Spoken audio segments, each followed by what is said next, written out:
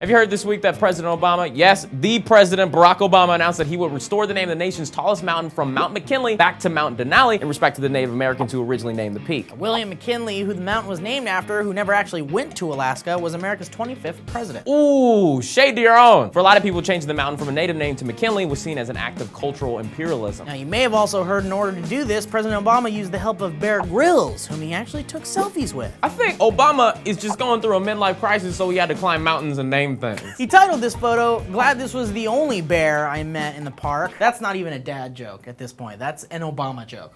Congrats, you got your own joke. I find this whole event very important because it makes us pay attention to perspective. To some people, President Obama is making a huge statement for climate change and Native American rights. But from another person's perspective, President Obama is taking away something that has been Americanized. Now, for instance, Senator Rob Portman tweeted, "This decision by the administration is yet another example of the president going around Congress. And I'm disappointed with the administration's decision to change the name of Mount McKinley in Alaska." You kind of have to go around Congress when they're just sitting in the middle of the highway with their emergency blinkers on. Technology is perfect. Technology is perfect. It's 2015 and we're now so much closer to having full-on cyborg bodies. A man who's been completely paralyzed for 4 years was able to voluntarily control his leg muscles and take thousands of steps in what is being called a robotic exoskeleton device during 5 days of training. This is historic because it's the first time someone with complete paralysis has regained enough voluntary control to actively work with a robotic device. It's actual movie stuff in real life. In addition to the exoskeleton, the man was also being aided by non-invasive spinal stimulation that did not require surgery. This is a big development. The leg movements he was able to achieve also resulted in added health benefits like improved cardiovascular function and muscle tone. Wait. So a robot exoskeleton aided in improved muscle tone? So I can has because I'd love to have a robot work my body out for me? Steve, there are people who need this type of technology. Yes, I know, but when they're done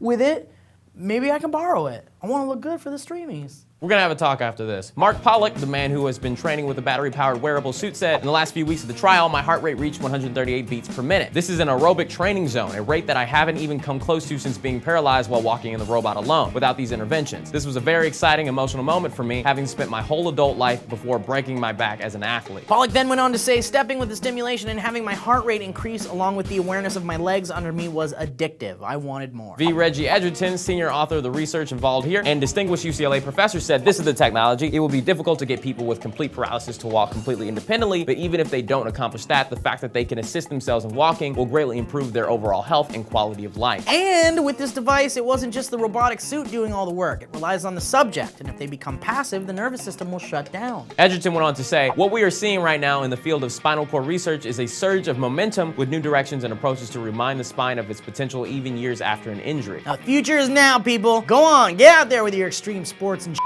We don't have to worry about the consequences of permanently hurting our fragile flesh bags. We're gonna be invincible, Will. Except for dying. They haven't cured dying yet. Yet. A study shows that wasp venom actually kills cancer cells. What? Wasp venom? Oh, hell no. Why, universe? Why can't it be like Krispy Kreme donuts curing cancer? You don't have to drink it, Will. Venom that comes from the Brazilian social wasp. Oh, you mean the Polybia paulista. That's the one, my Googling friend. The Polybia paulista contains the antimicrobial peptide Polybia. Oh, you mean the one that's been demonstrated to inhibit multiple forms of cancer cells such as prostate cancer, bladder cancer, and the multi-drug resistant leukemic cells? Yes! That one! Jesus!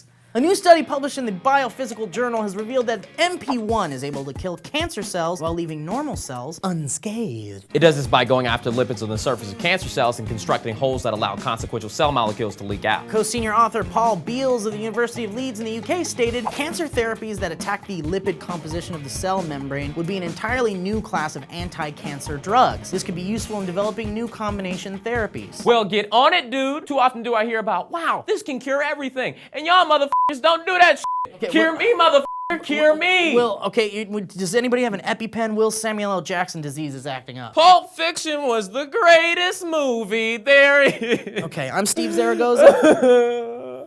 I'm Samuel L. Haynes. No, this is William Haynes. Come on, Will, let's go. I don't know what happened at the end of the Django. Don't you guys realize that Miley Cyrus can do anything she wants now? She showed a boob on MTV. She won. Although I make my support of Donald Trump perfectly clear, I must admit that the race for the White House is one of great importance and should not be taken lightly. I'm just kidding.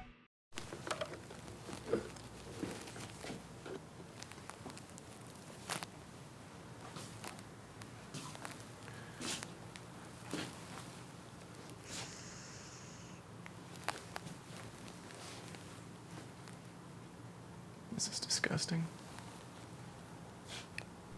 Siri, 2 kilos to my manor stat.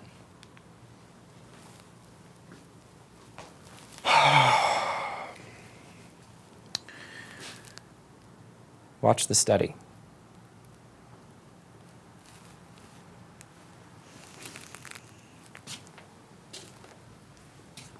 So what are these, just a white wall? Is that it? That's all they do? This is what it's come to? Horrid.